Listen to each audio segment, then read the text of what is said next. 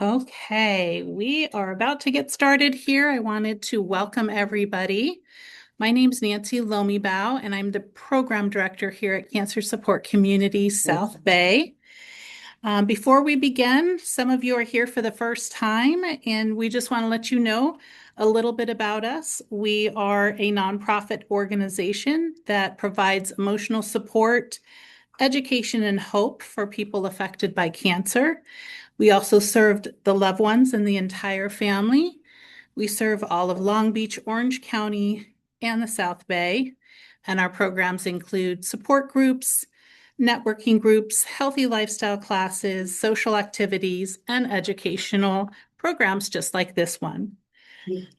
Today, we have our presentation on mindfulness for beginners. We have Dr. Glen Komatsu here. He serves as the medical director of Providence Little Company of Mary Medical Center in Torrance for their palliative care program. He's also been very interested in improving the quality of care for patients and families. And in 2014, he started his own mindfulness meditation practice. In 2015, he discovered the Search Inside Yourself Leadership Institute.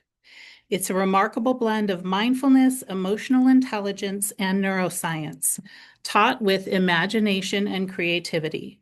He became a certified Search Inside Yourself teacher and continues to teach to the Providence medical communities.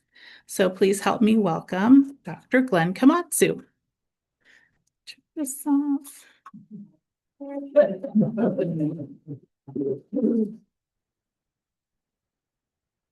Okay. And I'm going to go ahead and spotlight you. Great. Thanks, Nancy. And welcome everyone online as well as in person. Sorry, we're having some technical issues with my PowerPoint. I sent it to Cancer Support last week, this morning. And because of the Providence firewalls, it won't come through. So unless my manager can work his usual magic, we won't have PowerPoint. So it's okay. We can make do without that. Instead. What's that? We'll have your lovely face instead and all the wonderful expressions. Oh, thank you. You're too kind. All right. So let's begin with our first mindfulness exercise. So go ahead and settle in your chairs. And, in a upright but comfortable posture. For most people, it's be grounded on the floor. But if you have another preferred setting, that's fine. All right. And I invite you to either close your eyes or lower your gaze down to the ground, if that's more comfortable. All right. And let's just take some deep breaths. In through your nose and out through your mouth. Breathing in and breathing out. Breathing in and breathing out. We've all had busy days already. So this is a moment to bring yourself to be fully present. Right here, right now. Leave behind the busyness of the morning. The future is unknown. Don't worry about what you're having for dinner. Just be fully present in this moment, right here, right now, to be with each other and to learn together.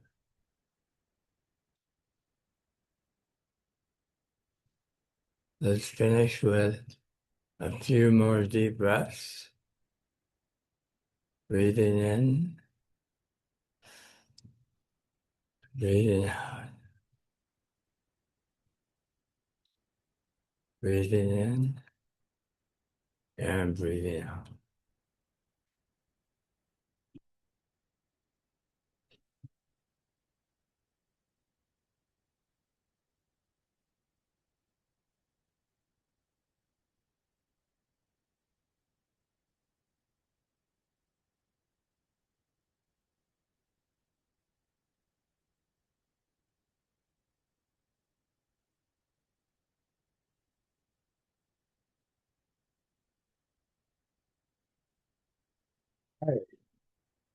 Come back to the room.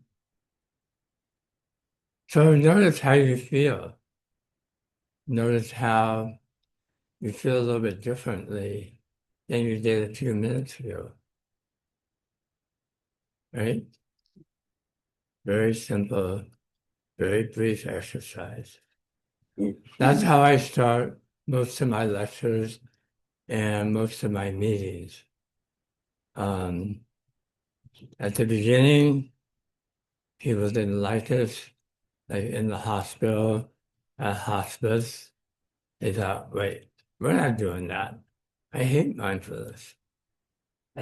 But over time, they came to appreciate it and even look forward to that moment to arrive, it's called.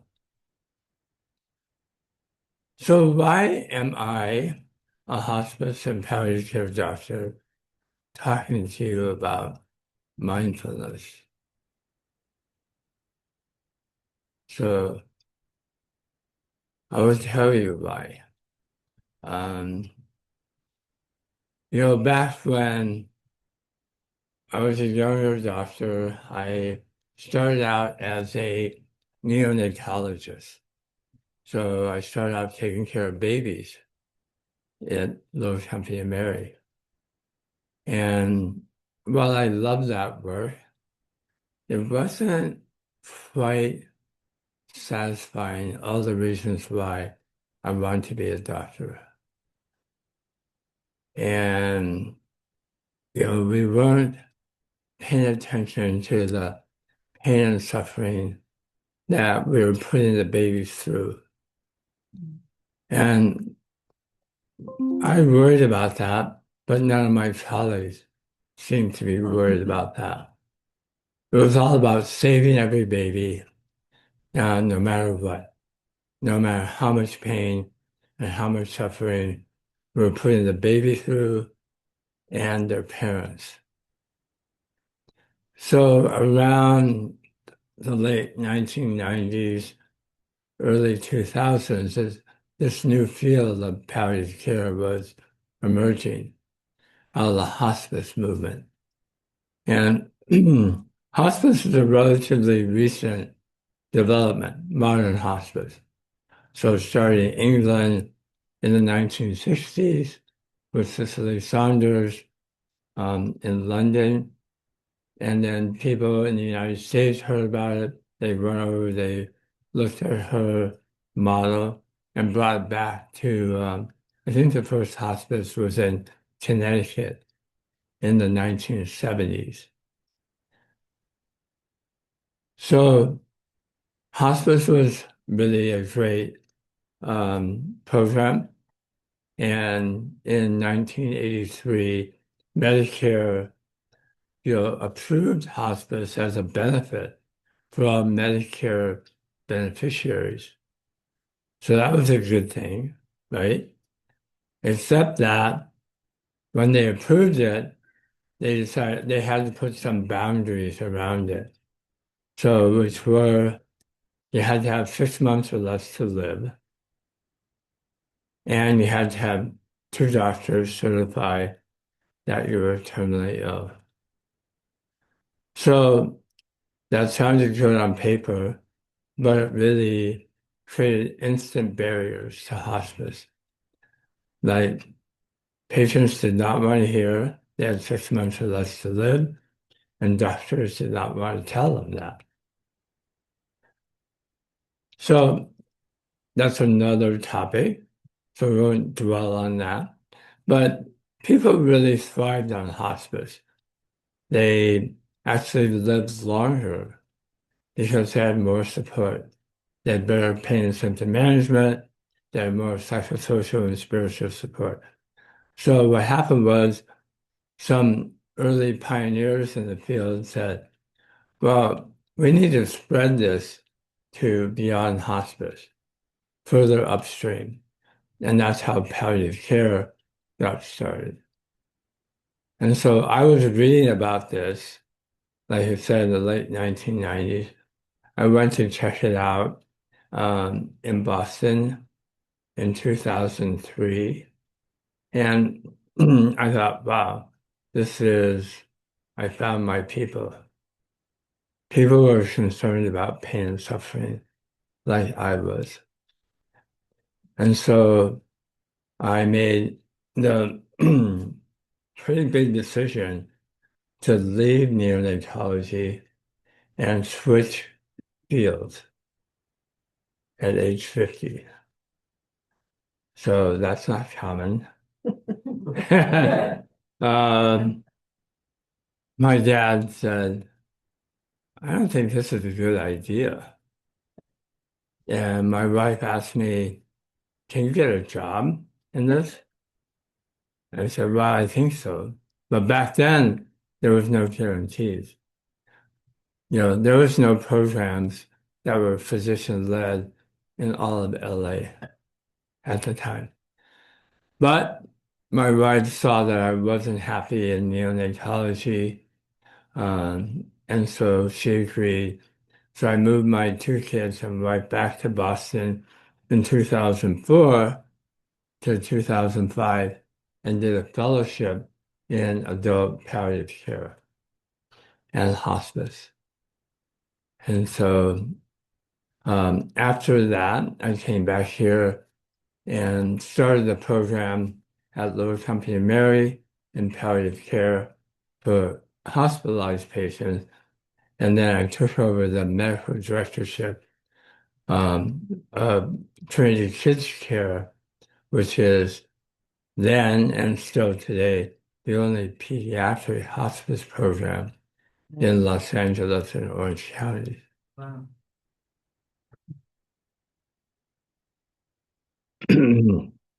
So, people ask me when they find out that I'm taking care of children who are terminally ill and dying, like, how do you do that? Even my colleagues in hospice and palliative medicine who take care of adults, adults, they've lived, longer lives usually, and it's more an expected part of the life cycle, right? So how is it that I can cope with taking care of dying children? So it took me a while to figure this out. I didn't know the answer. I just knew I was drawn to the work. But what I realized over time, and with the help of my training in Search Inside Yourself, is that taking care of children in these situations brought out a level of empathy and compassion in me that I didn't know that I was capable of. But the work really demanded that. And it's not for everybody. But I really, um, I embraced the challenge of it. So, and by actually having more empathy and having more compassion for patients, children, their families, that helped me with adults as well. It also helped my level of resilience and finding more joy in the work. People think, wow, how can you find joy in taking care of dying patients? But it's actually there. You just have to notice it. It's a privilege to be with people at any stage of life, but particularly in that last chapter, because the stakes are higher and the pain and suffering is high. So if there's some small things that I can do to help, I can't take away the pain. But if I can help reframe things to help them cope a little bit better, I think that's what medicine is for. Any luck? You should be okay. What's that? You should be okay. Yeah. Oh, okay. Um, We're still working on the PowerPoint here. Do you need to use the laptop? So just plug All it right. into the Ethernet. Great. Got a strong So- connection. How did I figure out about empathy, compassion, all this, how it works together? The foundational practice is mindfulness. It's like paying attention to what I was going through, listening deeply to patients and family, listening deeply to my own emotions and my own feelings. So mindfulness was key to me figuring out how to do this work. So the next question is, okay, well, you're a doctor. Why do you need mindfulness? What can it do for you in your lives? And similarly, I think it can help you cope with stress. It can help you sort of deal better with difficult emotions, especially situations like cancer. Cancer is really a tough situation. I actually am a cancer survivor. That's why my voice is so hoarse, because I have nerve damage due to radiation treatment for my tonsillar cancer. So really, it is something to help you experience more joy, more resilience, more compassion. So there's all these benefits of mindfulness, which is one of the reasons why we want to become an instructor in this work. My first goal was more selfish. I wanted to figure out how I could do the work for the long term. But after I thought about more, I wanted to figure out how I could help my colleagues and teams, develop the same resilience. And then I figured out, oh, well, I need to help patients and families also. So not all patients, not all families are open to this sort of approach, but they they do notice when I'm paying attention. They do notice that I listen very intently. Like when I'm with a patient, there is nobody else that I'm thinking about. Not any patients I've seen before that before them or thinking about patients I still had to see, I'm fully present with that patient in that moment.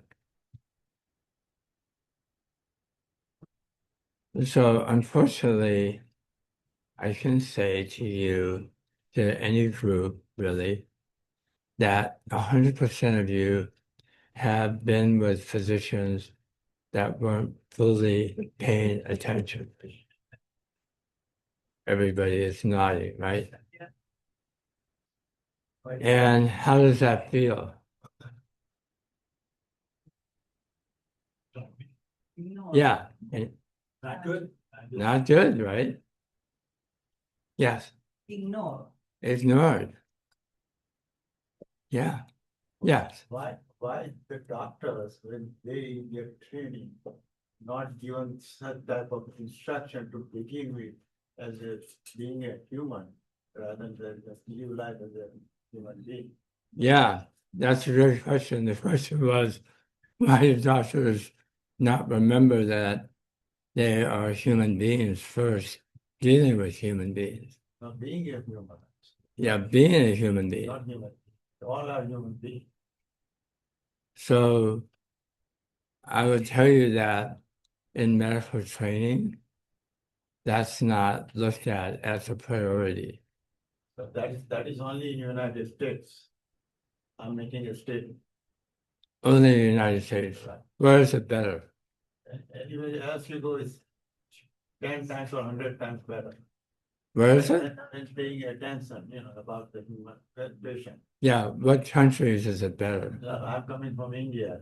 Yeah, So they come to your home. Surgeon comes to my home. I don't have to go to surgeon. so it's better in India. Right.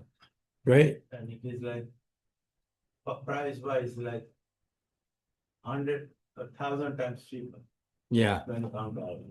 and it's 1,000 times cheaper. And 1,000 Yeah. times better. That's not surprising. Patient don't need a treatment. Patient need doctor to listen. Yeah, And half the pain is gone.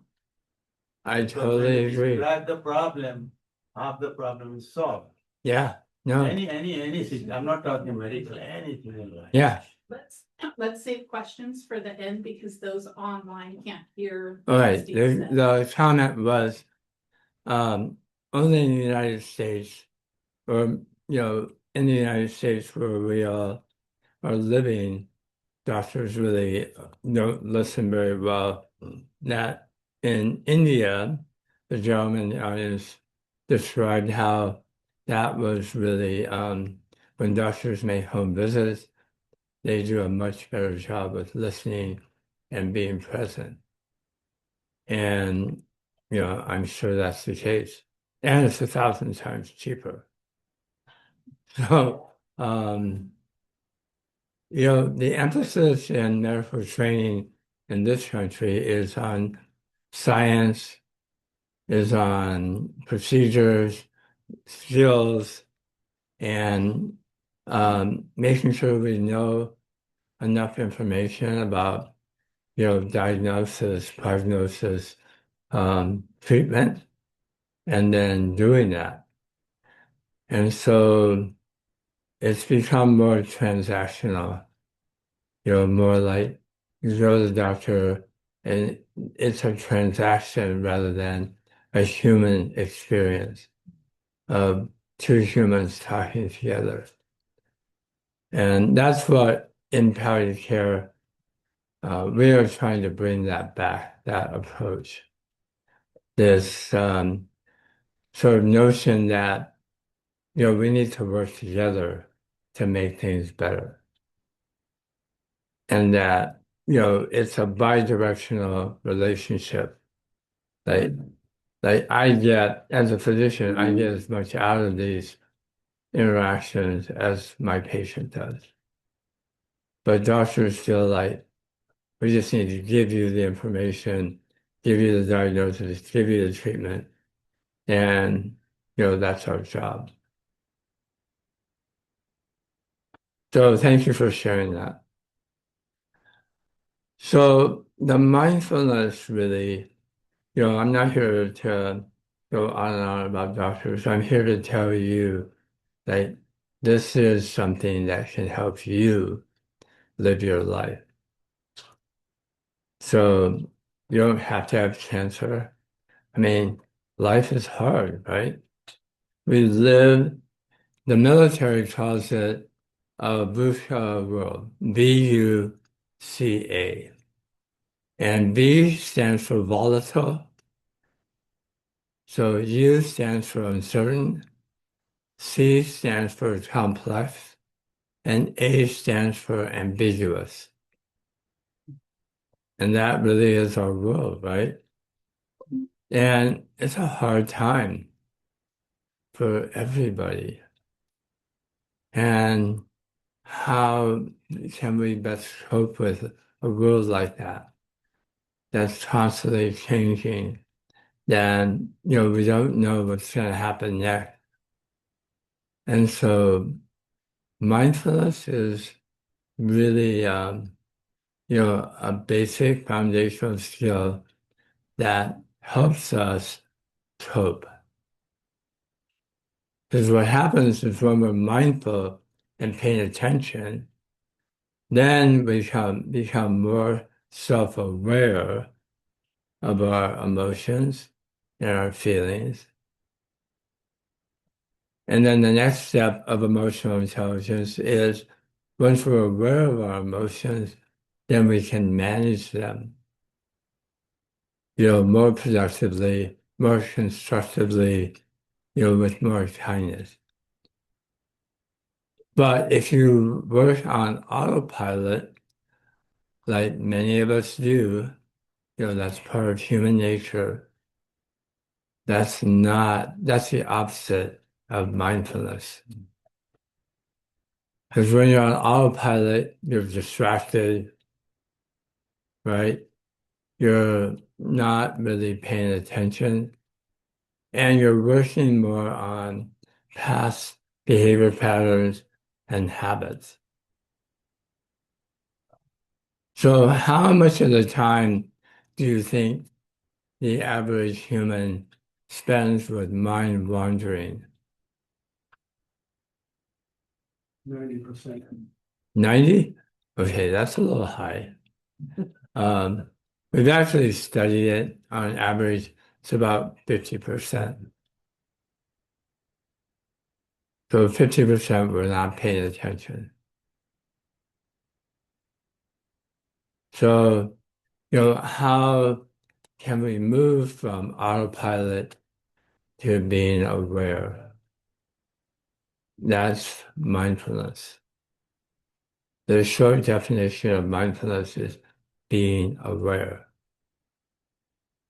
The longer definition is paying attention to everything that's going on around you, both internally and in your environment. So what's going on with your feelings, what's going on around you, and then approaching it, just noticing all those feelings and emotions with kindness and curiosity rather than judgment and criticism. So that's what mindfulness is. And, the next question is, okay, if mindfulness is so great, how do I develop mindfulness? Well, it turns out it's very simple, but very hard. So a practice like we did at the beginning of the session, that's pretty simple, right? But doing that on a regular basis, that's hard. So what I'm going to do now is leave you in a basic mindfulness meditation called focused attention. All right, where's my phone here?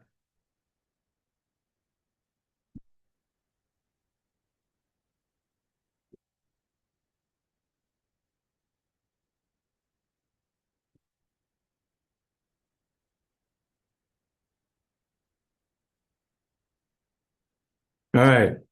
So I invite you to again settle in your chairs, your feet on the floor, your back, if it's comfortable, with your back away from the back of the chair.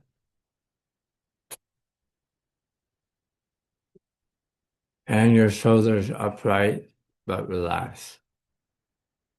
And I invite you again to close your eyes or lower your gaze. So in this practice, we're going to pick an anchor point. So the breath is something that's, very popular, but it doesn't work for everybody. So if breathing, is comfortable for you, a comfortable focus, pick that. It may be you feel like the palms of your hands on your thighs. Maybe that's a better focus. Maybe it's the white noise in the room.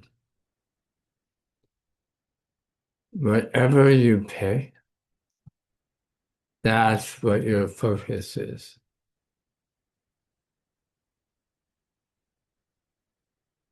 So let's work with the breath. Breathe in through your nose and out through your mouth. Breathe in and breathe out. And just continue to do that, noticing how does that feel? Do you notice the breath more with the full air coming in through your nose, the air filling your chest and belly, or the warm air leaving your mouth? Whatever you notice, whatever part of the breath cycle you notice, just use that as your anchor. So continue to breathe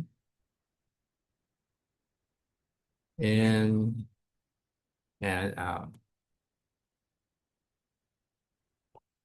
So notice how even when you're trying to focus on your breathing, your mind starts to wander. Like, oh, am I doing this right? Or, oh, this is boring. Or, oh, this is like, not that easy. And it's okay for your mind to wander. Just notice that it's wandering and bring it back to the breath. Breathing in and breathing out. And then your mind will wander again and bring it back again. That's what minds do. Minds wander. That's why they call it a practice. You have to practice this. Breathing in and breathing out. Breathing in and breathing out.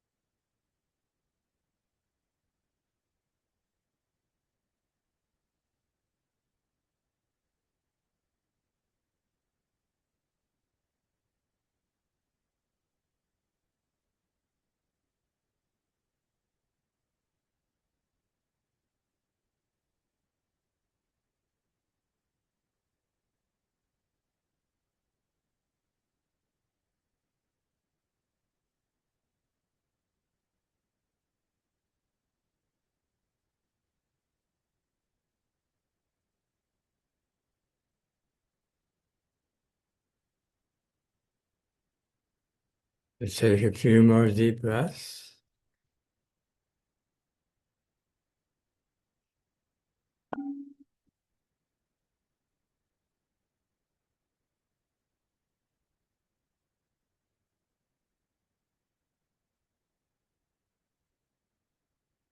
And when you're ready, come back to the room.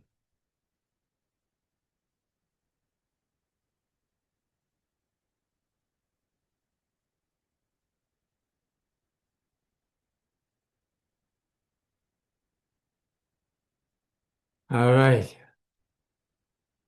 Let's talk about that. Can you hit the lights there, please, on the wall?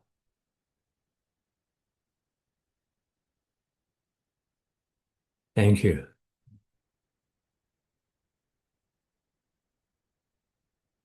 So, how was that experience?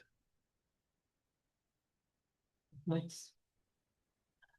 Can you say more? Person here in the front is nodding. It was Sorry. nice and it was relaxing. Yeah. So that was 5 minutes. Did that seem like a long time? Yeah. How about those of you online? How was that for you? You can unmute yourself and speak. It felt pretty wonderful to me. It was very relaxing and good to feel the breathing and just a nice moment of pause. Yeah, thank you for that. So did you hear what she said? All right. It was difficult. I had to keep taking myself back in because I couldn't constantly hold, Yeah. breathe the way you told me to do it. So I Yeah. wasn't consistent. I had to, when I would get out, I had to come back. I had to force myself to come back. So I Yeah. couldn't concentrate completely. That's okay. That means you're human. Thank you. And I have cancer. And that's why it's called a practice. Yeah. So you really have to do this. So I'll tell you a story about when I was introduced to mindfulness and meditation. It was back around 2012. We had a chaplain with our palliative care team, and she announced one day that we were going to go down to the chapel to meditate after lunch. I go, really? Why? Mm. Mm. Do we have to? Yes, you have to. And so I went grudgingly down to the chapel in the hospital, and we sat for 10 minutes. Mm. That was an eternity. Mm. That was so hard. Mm. I fidgeted the whole time. Um, as Nancy said in my intro, I finally, after reading about it, and it was in the medical literature about how mindfulness could really be a superpower, really. I decided, okay, I need to commit to this. And so I committed to 10 minutes a day. And it was so hard. I was meditating for 10 minutes a day for a year Mm. before it started to get a little easier. And even then, some days were just did not go very well. Mm. But it's like going to the gym.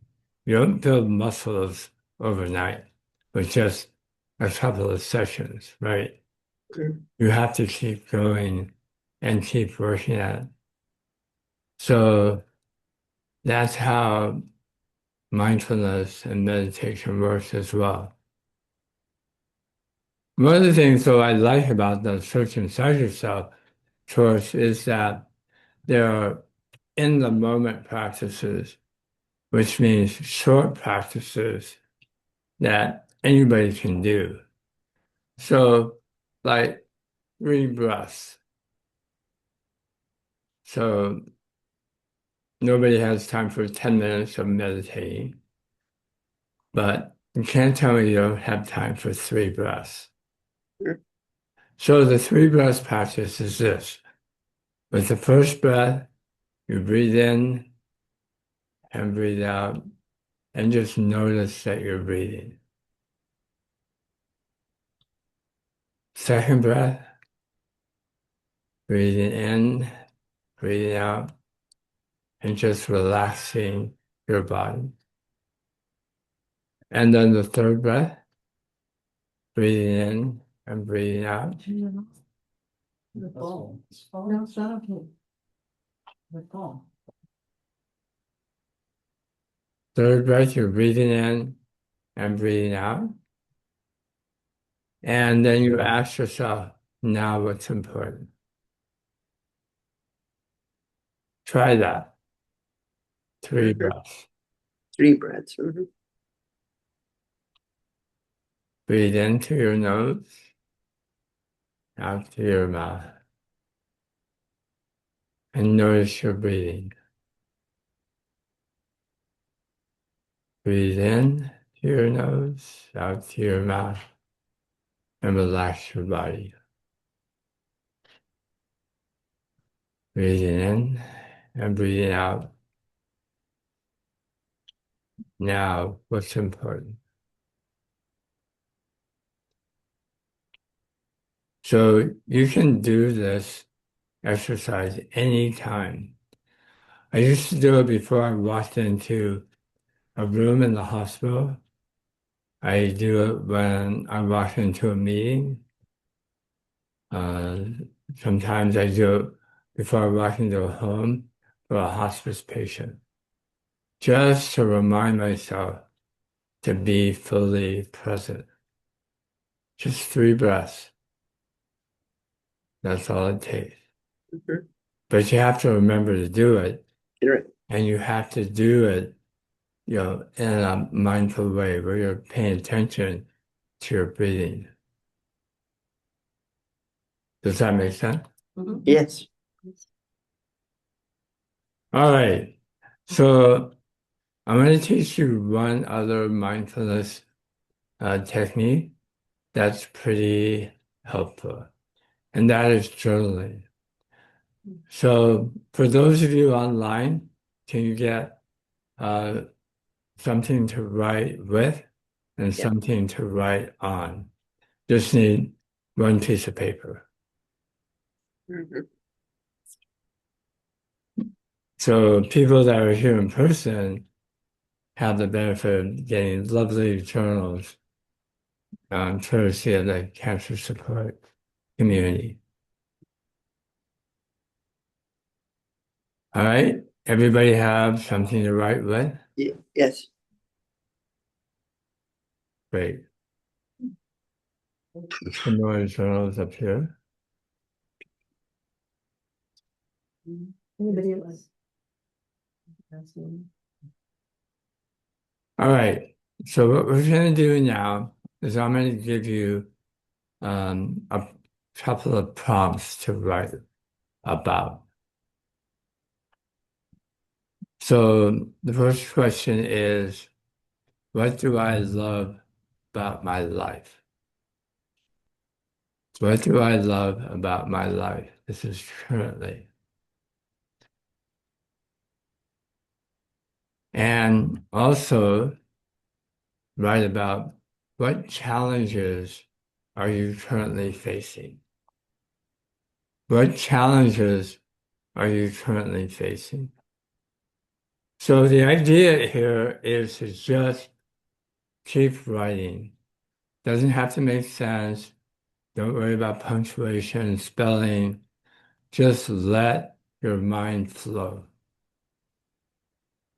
What do you love about your life? And what challenges are you currently facing? What do you love about your life? And what challenges are you facing? So I'm going to give you about 3 minutes to write. So go ahead.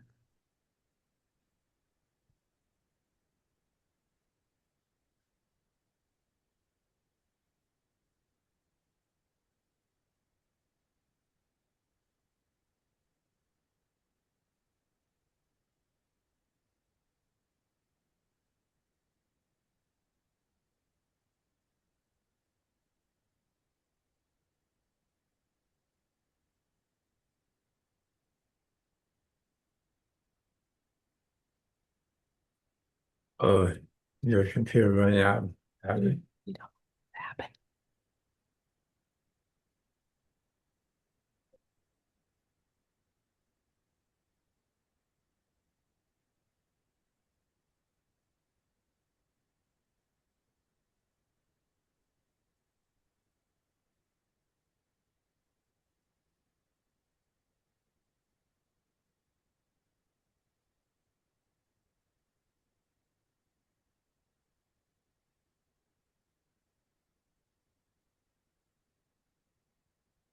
So we're journaling about two prompts.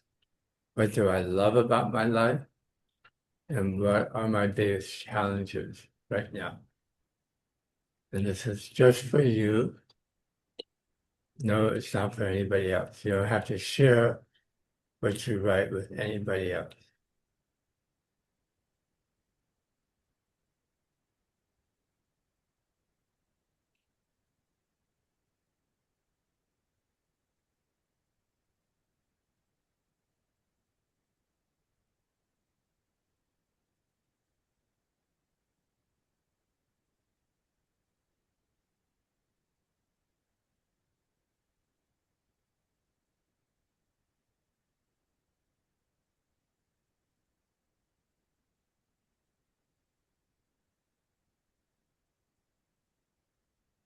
All right, 15 more seconds. Gonna start wrapping up.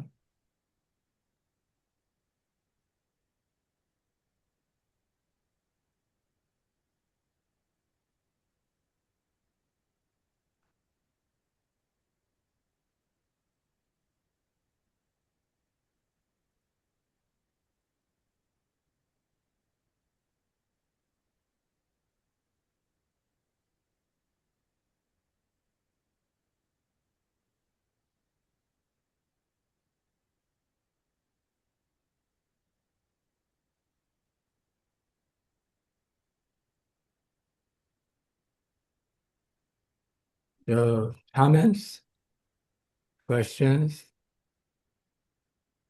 How was that? Yes. Continue doing my diary to help me to deal with the stress.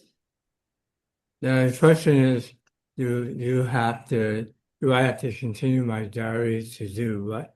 To help me with the stress. Help with stress. Stress. So, journaling can help with stress, but not necessarily.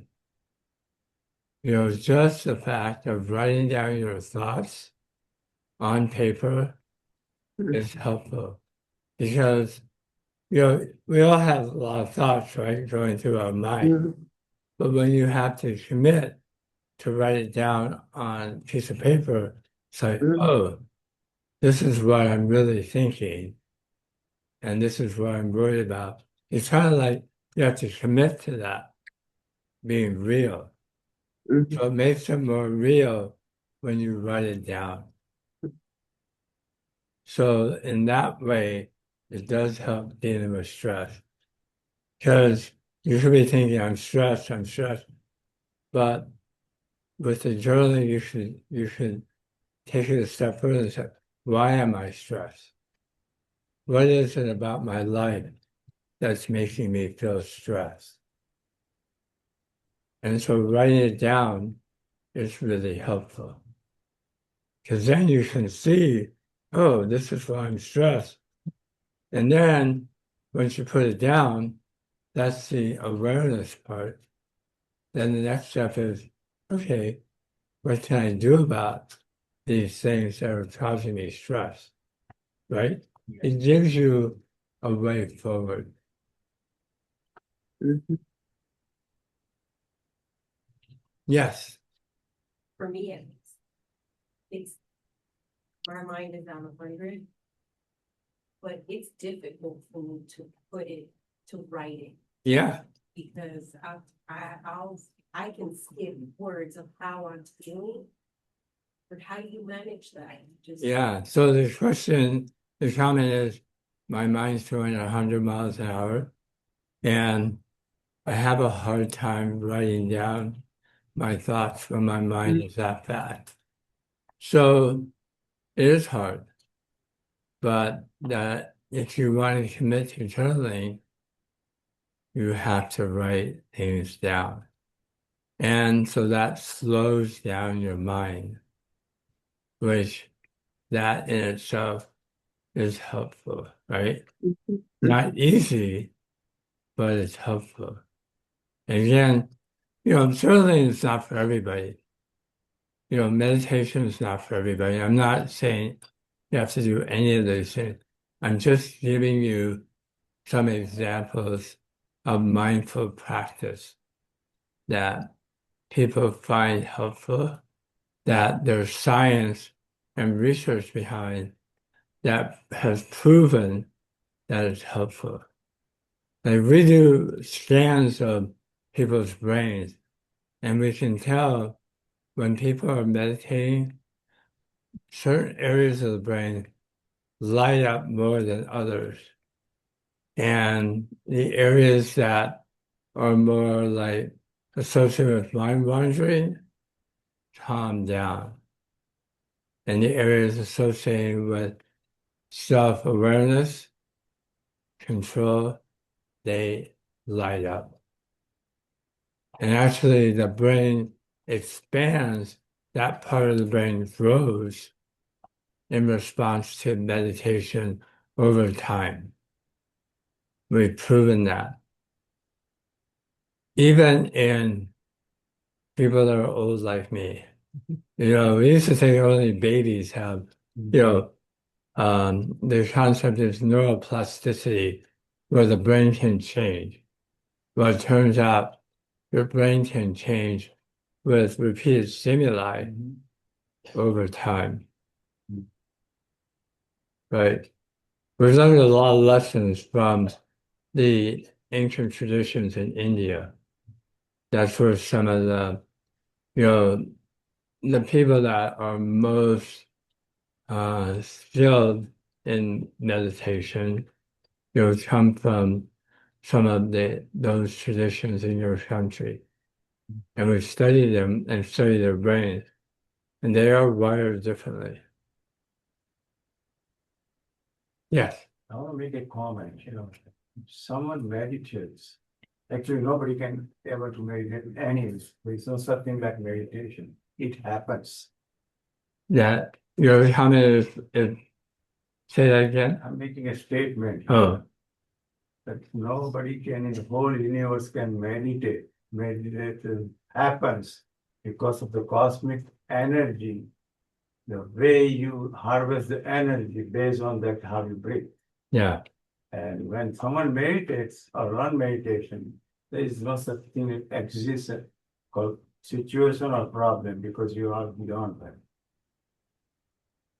So the comment in the audience is that meditation is related to cosmic energy, right? All right. It's a natural flow of energy everywhere. Yeah. 24/7. Even while you're talking, you're transferring that energy. If you talk positive, a lot of vibration goes. Yeah, And that frequency of positive vibration is energy transmitting it. transmits, yeah. Goes all over 100,000 miles. Yeah. That is the basis of loving kindness meditation. Right. You wish well for not just yourself, your family, your friends, your people at work, but all people. Living in your city, living in your country, living in the world. And then you transmit that outward. All right, so I wanted to give you folks more of a chance to ask other questions, make other comments. Yes, please. What's the difference between mindfulness and meditation? So there are two. So meditation is a way to practice mindfulness, probably the easiest way to put it. The question was, what's the difference between mindfulness and meditation? And some people use them interchangeably, but the way I think about it is that meditation is a way to practice mindfulness. Just like journaling is a way to practice mindfulness. Right? Okay. All right, good question. How about online? Any? How about if one cannot sit and meditate, how Yeah, about writing what happened during the day, like before going to bed, yeah, sit down and write? Is absolutely. that some sort of a meditation, or is that Yeah, no, absolutely. Journaling is a form of meditation. okay? You Okay. know, and there's journaling where you just like sort of write about all your difficulties, complain about life, You're right. and there are meditations that or journaling that tend to be a little bit more positive. Yeah. I'm not saying you can't write about what's bothering you, but a classic is gratitude journaling. Like write about three things every night, about three things you're thankful for that Yeah. day. Mhm. To balance out three things that, are not doing well with your life. Yeah. The three things. Yeah. Yeah, you can do both. Yeah. Okay. Okay. Because with meditation, my mind still doesn't sit still. It just Yeah, goes crazy. And yeah, I'm hoping if by writing, maybe that I'm more forced to, or, I'm able to write more than just sit down and think because my mind doesn't stay in one place. yeah. Nobody's mind does. I Did know. you guys all hear that? She's saying her mind is all over the place, and meditation is really seems too hard Yeah. or too overwhelming. And that could be the case. But I would encourage you to still try. And maybe Yeah. you start out with a really modest goal, like 1 minute Oh, one. Okay. or 2 minutes, Yes. and then go up from there. Right. So you don't start out with a really unrealistic goal, like 30 minutes of Yes. No, I couldn't do meditation. it. Right. All Yeah. right, thank you for your question. Thank you. Anybody else online? Yes. Yes. Yes. I just thought, the person who was speaking before about how hard it is to sit still and meditate and keep, it's your mind always wanders, right? You can always remind yourself to come back. But another thing that I like is to walk, go walking Yeah. on a nature trail, kind of like forest bathing, right? Just be immersed in where you are and be Yeah. mindful and disconnected from all of the other things like your phone and the, TV, no screens, just enjoying being where you are at that moment is Absolutely. Walking meditation is a thing. Mm. Did you all hear that? She likes walking as a form of meditating. And absolutely. But while you're walking, you need to pay attention. Like, feel the ground under your feet, notice the smells, the sights, the sounds of birds Yeah. outside, the wind. It's like paying attention. It's watching in a different way, not watching to get somewhere, but watching to really, feel and experience the watching. Yeah, thank you for that. No, there's a lot of ways to, be mindful. Mhm. Mindful eating, that's another one that I teach. Uh, so when you eat, and you can try this with dinner today, eat more slowly. And before you take the first bite, smell your food. Think about what it took to get this food to your table. If it's vegetables, where do they come from? The labor to grow it, to harvest it, and just appreciate that before you take your first bite. And when you take your first bite, really chew more deliberately and taste that bite fully. Mm-hmm. So the other way I say it is eat like it's a really expensive meal. Mm-hmm. Don't want to swallow it. So yes, Also, meditation, right? what's that? Gardening. Gardening. Gardening. Yeah, gardening is also, many people love gardening, and gardening is very meditative and calming for them. So gardening is another activity that can be done in a very mindful way. Tai Chi has been called moving meditation. Yeah. Tai Chi has been called moving. Yeah, Tai Chi, another example. Yoga, Tai Chi, all those. Yeah. Anything and everything, everybody's meditating anyway. It's a question whether you are alert, aware, conscious, and clarity of mind. Yeah. If you're not, then you're at lower level. Everything, everybody, every human being, Yeah. human being, birds, any living things, 24/7. Yeah. The comment is that everything and everyone, every activity, is potential for a mindfulness practice. That's absolutely true. All right. If people need to leave, that's fine. But I'm going to stay a few more minutes longer. Yes, please. Thank you, Glenn. Thanks, Charlie. Good to see you. An experience that resonated when you said that you came from the care and then moved to hospice, and I was teaching a lot. I taught body mindfulness and allowed me to run context universities and a lot of experience. I took my Hans monasteries, and then I started to do a lot of ecstatic birthing with mothers. And then my best friend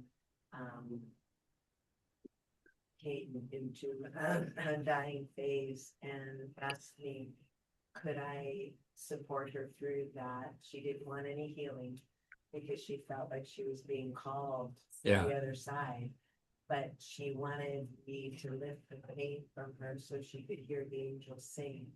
And she didn't want to be drugged. She didn't want to miss the presence and the death.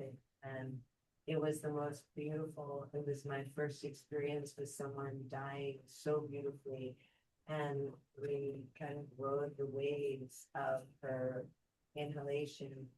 And as she exhaled, it was like she was kissing back the most distant stars. And then letting the breath, waiting for the breath just to enter her effortlessly. Yeah. And then riding the next wave. And eventually one of those waves, she just rode out completely with such presence and such beauty and grace. And it makes me think like I'm so grateful I came because I wanted to see someone teaching this in hospice and hospitals. And I was just, I think what you're doing is fantastic. So neat. Yeah, thank you. So the comment is a person that was teaching other things about sort of holistic healing that had an experience with a dying patient and how she learned so much from that patient about the power of mindfulness in the dying process. It's totally true. All right. I think it's time to wrap up. Yes, Nancy, thank you so much. thank you so much for your Thank you. and your questions, comments, and really presence. Thank you very much. Okay, everybody, thank you so much. Everybody online, thank you for your participation. We'll see you soon. Thank you. Bye-bye. Bye-bye.